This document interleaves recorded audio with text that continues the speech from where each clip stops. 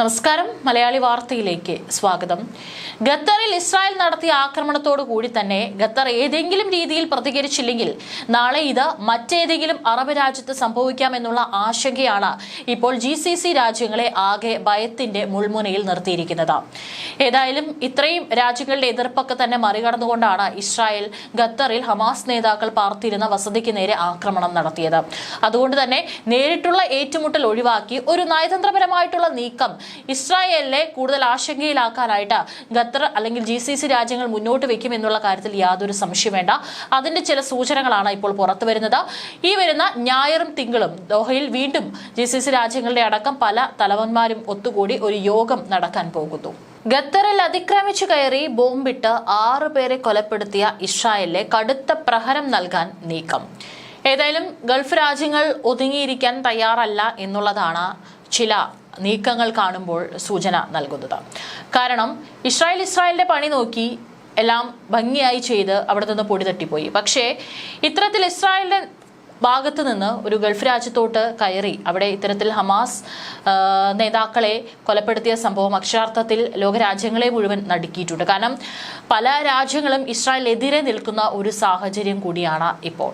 ഈ ഒരു അവസരത്തിൽ അതൊന്നും തന്നെ വകവെക്കാതെ ഇസ്രായേൽ ഇത്തരത്തിൽ ഒരു നീക്കം നടത്തിയിട്ടുണ്ടെങ്കിൽ നാളെ ഇതേപോലെ മറ്റേതെങ്കിലും രാജ്യത്ത് ഹമാസിന്റെ ഇസ്രായേൽ നോക്കി വെച്ചിട്ടുള്ള പല ഉന്നത നേതാക്കളും ഒളിച്ചിരിപ്പുണ്ടെങ്കിൽ ആകാശത്തിന് കീഴിൽ എവിടെയാണെങ്കിലും അവിടെയൊക്കെ എത്തി അവരെ ഞങ്ങൾക്ക് വകവരുത്താൻ അറിയും എന്നുള്ള നിർദ്ദേശം, ഒരു വ്യക്തമായ സന്ദേശം കൂടിയാണ് ഇതിനോടൊപ്പം നൽകുന്നത്. അതുകൊണ്ട് തന്നെ ഗൾഫ് രാജ്യങ്ങൾ കൂട്ടായ തീരുമാനമെടുക്കുമെന്നാണ് ഖത്തർ പ്രധാനമന്ത്രി ഷെയ്ഖ് മുഹമ്മദ് ബിൻ അബ്ദുറഹ്മാൻ പറഞ്ഞിരിക്കുന്നത്. ഞായർ തിങ്കൾ ദിവസങ്ങളിൽ, അതായത് നാളെയും മറ്റന്നാളും ദോഹയിൽ നടക്കുന്ന അറബ് ഇസ്ലാമിക രാജ്യങ്ങളിലെ നേതാക്കളുടെ യോഗം ഇക്കാര്യത്തിൽ നിർണായകമാണ്. ആക്രമണം നടന്ന പിന്നാലെ UAE പ്രസിഡന്റ് ഷെയ്ഖ് മുഹമ്മദ് ഖത്തറിലെത്തി അമീറുമായി ചർച്ച നടത്തിയതും വളരെ പ്രധാനപ്പെട്ട നീക്കമായിട്ടാണ് വിലയിരുത്തുന്നത്. ശേഷം അദ്ദേഹം ബഹ്റൈനും ഒമാനും സന്ദർശിച്ച ശേഷമാണ് UAEയിലെത്തിയത്. ഇന്നലെ ഇസ്രായേലിലെ പ്രതിനിധിയെ വിളിച്ചു വരുത്തി UAE പ്രതിഷേധം അറിയിച്ചിട്ടുണ്ടായിരുന്നു.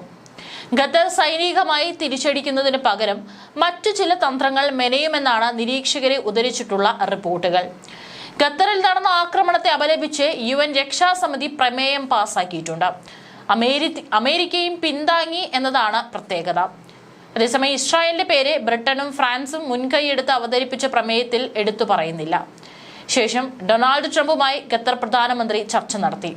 അതിന് പിന്നാലെ അമേരിക്ക ഇസ്രായേലിലെ പിന്തുണ തുടരുമെന്നും പ്രഖ്യാപിച്ചതും ഖത്തറിനെ ചൊടിപ്പിച്ചിട്ടുണ്ട്. ഇനിയുള്ള കടുത്ത നീക്കങ്ങൾ എങ്ങനെയായിരിക്കും എന്നുള്ളതാണ് യുദ്ധവിദഗ്ധരടക്കം വിലയിരുത്തുന്നത്. ഇസ്രായേലുമായി നയതന്ത്ര ബന്ധം സ്ഥാപിച്ച 2 രാജ്യങ്ങളാണ് UAEയും ബഹ്റൈനും. UAE ഇസ്രായേലുമായുള്ള ബന്ധത്തിന്റെ പദവി കുറയ്ക്കാനും സാധ്യതയുണ്ട്. വെസ്റ്റ് ബാങ്കിൽ കുടിയേറ്റ നിർമ്മാണം വിപുലീകരിക്കുമെന്ന് ഇസ്രായേൽ കഴിഞ്ഞ മാസം പ്രഖ്യാപിച്ചപ്പോൾ അവർ പരിധി വിടുന്നു എന്ന മുന്നറിയിപ്പ് UAE നൽകിയിരുന്നു. അതിന് പിന്നാലെയാണ് ഖത്തറിൽ ആക്രമണം നടന്നത്. അതുകൊണ്ട് തന്നെ UAE കടുത്ത തീരുമാനം എടുത്തേക്കും. ഇസ്രായേലിനെതിരെ അന്താരാഷ്ട്ര കോടതിയിൽ ഖത്തർ നിയമ നടപടി ആരംഭിച്ചേക്കുമെന്നാണ് മറ്റൊരു വിലയിരുത്തൽ. ഇതുവരെ GCC രാജ്യങ്ങൾ ഇത്തരം നീക്കം നടത്തിയിട്ടില്ല. അമേരിക്കയും മറ്റു ചില രാജ്യങ്ങളും തമ്മിലുള്ള തർക്കങ്ങളിൽ മധ്യസ്ഥത വഹിക്കുന്നതിൽ നിന്ന് ഖത്തർ പിന്മാറാനും സാധ്യതയുണ്ടെന്നും വിലയിരുത്തുന്നു. അന്നും ഉടനടി ആ ഒരു നടപടി ഞങ്ങൾ എടുക്കുന്നു എന്നും ഖത്തർ പറഞ്ഞിട്ടുണ്ടായിരുന്നു. 1980കളിൽ തയ്യാറാക്കിയ GCC രാജ്യങ്ങളുടെ കൂട്ടായ സൈനിക ഉടമ്പടി വീണ്ടും പൊടിതട്ടിയെടുക്കാനുള്ള സാധ്യതയുണ്ടെന്ന് വിലയിരുത്തുന്ന നിരീക്ഷകരുമുണ്ട്. അമേരിക്ക തങ്ങളുടെ സുരക്ഷ ഉറപ്പാക്കുമെന്ന തോന്നൽ പുതിയ സംഭവത്തോടെ GCC രാജ്യങ്ങൾക്ക് ഇല്ലാതായിട്ടുണ്ട്. അതുകൊണ്ട് മരവിച്ചു കിടക്കുന്ന പഴയ സൈനിക ഉടമ്പടി വീണ്ടും സജീവമാക്കാനുള്ള സാധ്യത തെളിയുന്നു. GCCയിലെ എല്ലാ രാജ്യങ്ങളിലും അമേരിക്കൻ താവളങ്ങളുണ്ട്. പുതിയ നീക്കം ഇവയ്ക്ക് തിരിച്ചടിയാകും. ഇസ്രായേലിന് ഗുണം ചെയ്യുന്ന അന്താരാഷ്ട്ര നിക്ഷേപങ്ങളിൽ നിന്ന് GCC രാജ്യങ്ങൾ പിന്മാറുന്ന തീരുമാനവും പ്രതീക്ഷിക്കുന്നുണ്ട്. ഈ തീരുമാനം വന്നാൽ ഇസ്രായേലിന് കനത്ത തിരിച്ചടിയാകും. അടുത്തിടെ ട്രംപ് GCCയിൽ വന്ന വേളയിൽ സൗദി, ഖത്തർ, UAE എന്നിവർ $3 ലക്ഷം കോടി നിക്ഷേപമാണ് വാഗ്ദാനം ചെയ്തിരുന്നത്. ഇതിന്റെ ഗുണം പരോക്ഷമായി ഇസ്രായേലിന് ലഭിക്കുന്നതായിരുന്നു. ലോകത്ത് വലിയ നിക്ഷേപം നടത്തുന്ന രാജ്യങ്ങളാണ് ഗൾഫ് മേഖലയിലേത്. അതുപോലെ ഖത്തറിലെ ഇസ്രായേൽ ആക്രമണത്തിന് ശേഷം പലസ്തീൻ വിഷയത്തിൽ ഇന്ത്യ നിലപാട് മാറ്റുന്നുണ്ട്, അതും ഒരു ശ്രദ്ധ നേടുകയാണ്. ഏതായാലും ഈ ഞായർ തിങ്കൾ ദിവസങ്ങളിലായിട്ട് പല GCC രാജ്യങ്ങളിലെ തലവന്മാരും ചേർന്ന് ഖത്തറിലെ ദോഹയിൽ യോഗം വിളിച്ചിട്ടുണ്ട്. അതിനുശേഷമായിരിക്കും മറ്റുള്ള നടപടികളിലേക്ക് കടക്കുക. നേരിട്ട് ഒരു ഏറ്റുമുട്ടലിൽ എന്തായാലും ഇത്തരത്തിൽ ഖത്തറാണെങ്കിലും GCC രാജ്യങ്ങളാണെങ്കിലും പോകില്ല. പക്ഷേ നയതന്ത്രപരമായിട്ട് എന്തെങ്കിലും നീക്കങ്ങളായിരിക്കും നടത്താനുള്ളത്. അതിനെക്കുറിച്ചിട്ടുള്ള തീരുമാനങ്ങൾ എടുക്കാനായിരിക്കും ഈ യോഗം ചേരുന്നത്. ഇപ്പോൾ പലസ്തീൻ പ്രശ്നത്തിൽ ദ്വിരാഷ്ട്ര പരിഹാരം നിർദ്ദേശിക്കുന്ന പ്രമേയത്തിന് അനുകൂലമായി ഇന്ത്യ വോട്ട് രേഖപ്പെടുത്തിയത് ചില സൂചനകളാണ് നൽകുന്നത്. UN പൊതുസഭയിൽ ഫ്രാൻസ് കൊണ്ടുവന്ന പ്രമേയത്തിനാണ് ഇന്ത്യ അനുകൂലിച്ചത്. ഗാസയിലെ യുദ്ധം അവസാനിപ്പിക്കുക, നിലവിലെ ഇസ്രായേൽ പലസ്തീൻ സംഘർഷത്തിന് സമാധാനപരവും ശാശ്വതവുമായ പരിഹാരം ഉണ്ടാകണമെന്നും സ്വതന്ത്ര പലസ്തീൻ രാഷ്ട്രം രൂപീകരിക്കുന്നതിനെ പിന്തുണയ്ക്കുന്ന പ്രമേയം ആഹ്വാനം ചെയ്യുന്നു. ഇതിനെയാണ് ഇന്ത്യ അംഗീകരിക്കുന്നത്. പലപ്പോഴും ഇന്ത്യ ഇസ്രായേലിനൊപ്പം നിന്നിട്ടുണ്ട്. അതുപോലെ തന്നെ ഈ അറബ് രാജ്യങ്ങൾക്കൊപ്പം തന്നെ നിന്നുകൊണ്ടുള്ള നിലപാടുകളാണ് ഇന്ത്യ പല കാര്യങ്ങളിലും എടുക്കാറുള്ളത്. പല വിഷയങ്ങളിലും ഇന്ത്യയുടെ അഭിപ്രായം രേഖപ്പെടുത്തുമ്പോഴും അങ്ങോട്ടും ഇങ്ങോട്ടും ഇല്ലാത്ത രീതിയിൽ എല്ലാവരെയും ഒരുപോലെ കൊണ്ടുപോകുന്ന രീതിയിലുള്ള നിലപാടാണ് ഇന്ത്യ എടുക്കാറുള്ളത്. UN-ലെ അമേരിക്കൻ ചേരിക്ക് വൻ തിരിച്ചടിയാണ് ഈ പ്രമേയ അംഗീകരിക്കൽ. ദുരാഷ്ട്ര പരിഹാരം നടപ്പിലാക്കുക വഴി പാലസ്തീൻ പ്രശ്നം പരിഹരിക്കാമെന്ന ന്യൂയോർക്ക് പ്രഖ്യാപനത്തെ അംഗീകരിക്കുന്ന പ്രമേയമാണ് ഫ്രാൻസ് പൊതുസഭയിൽ അവതരിപ്പിച്ചത്. പ്രമേയത്തെ ഇന്ത്യ ഉൾപ്പെടെ 142 രാജ്യങ്ങൾ അനുകൂലിച്ചു. എന്നാൽ ഇസ്രായേൽ, അമേരിക്ക, അർജന്റീന, ഹംഗറി തുടങ്ങിയ 10 രാജ്യങ്ങൾ പ്രമേയത്തെ എതിർത്തു. അതായത് അമേരിക്കൻ പക്ഷത്തു നിന്നും ഇന്ത്യ മാറുന്നു. പ്രമേയത്തെ അനുകൂലിച്ച് ഇന്ത്യ വോട്ട് ചെയ്തത് ഗാസയിലെ മുൻ നിലപാടിൽ നിന്നുള്ള വ്യക്തമായ മാറ്റമായി. അടുത്ത കാലത്തായി UN പൊതുസഭയിൽ ഗാസ വിഷയം വോട്ടിന് വരുമ്പോൾ വിട്ടുനിൽക്കുന്ന സമീപനമാണ് ഇന്ത്യ സ്വീകരിച്ചിരുന്നത്. അമേരിക്കയും ഇസ്രായേലിനെയും പിണക്കാതിരിക്കാനായിരുന്നു ഇത്.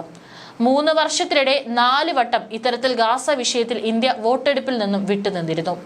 ഫ്രാൻസ് മുന്നോട്ട് വെച്ച പ്രമേയത്തെ ഗൾഫിലെ അറബ് രാജ്യങ്ങൾ ഒറ്റക്കെട്ടായി പിന്തുണച്ചു. മേഖലയിലെ എല്ലാ ജനവിഭാഗങ്ങൾക്കും മികച്ച ഭാവി ഉണ്ടാകാൻ ഉതകുന്ന നടപടികൾ സ്വീകരിക്കാനും സ്വതന്ത്ര പലസ്തീൻ രാഷ്ട്രം രൂപീകരിക്കുന്നതിനെ പിന്തുണയ്ക്കുന്ന പ്രമേയം പുതിയ ചർച്ചകൾക്ക് വഴിയൊരുക്കും. ഇതിനു മുൻപ് സംഘർഷത്തിൽ വെടിനിർത്തൽ ആവശ്യപ്പെടുന്ന പ്രമേയങ്ങളെ പിന്തുണയ്ക്കുന്നതിൽ നിന്ന് മോദി സർക്കാർ പിന്മാറിയിരുന്നു. Argentina, Hungary, Micronesia, Nauru, Palau, Papua New Guinea, Paraguay, Tonga എന്നിവയാണ് പുതിയ പ്രമേയത്തെ എതിർത്ത മറ്റു രാജ്യങ്ങൾ. ഫ്രാൻസും സൗദി അറേബ്യയും ചേർന്നാണ് 7 പേജുള്ള പ്രമേയം അവതരിപ്പിച്ചത്. ഗാസയിലെ യുദ്ധം അവസാനിപ്പിക്കുന്നതിന് ദുരാഷ്ട്ര പരിഹാരം ഫലപ്രദമായി നടപ്പാക്കണമെന്ന് പ്രമേയം ആവശ്യപ്പെട്ടു. എല്ലാ ബന്ദികളെയും മോചിപ്പിക്കണമെന്നും ഗാസയിലെ ഭരണം അവസാനിപ്പിച്ച് ആയുധങ്ങൾ പലസ്തീൻ അതോറിറ്റിക്ക് കൈമാറണമെന്നും ഹമാസിനോടും ദുരാഷ്ട്ര പരിഹാരത്തോട് പ്രതിബദ്ധത കാണിക്കാൻ ഇസ്രായേലിനോടും ആവശ്യപ്പെട്ടു. പലസ്തീൻകാർക്കെതിരായ അക്രമവും പ്രകോപനവും ഉടൻ അവസാനിപ്പിക്കാനും അധിനിവേശം അവസാനിപ്പിക്കാനും ആഹ്വാനം ചെയ്തു. ഇസ്രായേൽ പ്രധാനമന്ത്രി ബെഞ്ചമിൻ നെതന്യാഹു ഒരിക്കലും പലസ്തീൻ രാഷ്ട്രം ഉണ്ടാകില്ലെന്ന് പറഞ്ഞ് 24 മണിക്കൂറിനുള്ളിലാണ് UN പൊതുസഭ പ്രമേയം പാസാക്കിയത്. അതിനെ ഇന്ത്യയും അംഗീകരിച്ചിട്ടുണ്ട്.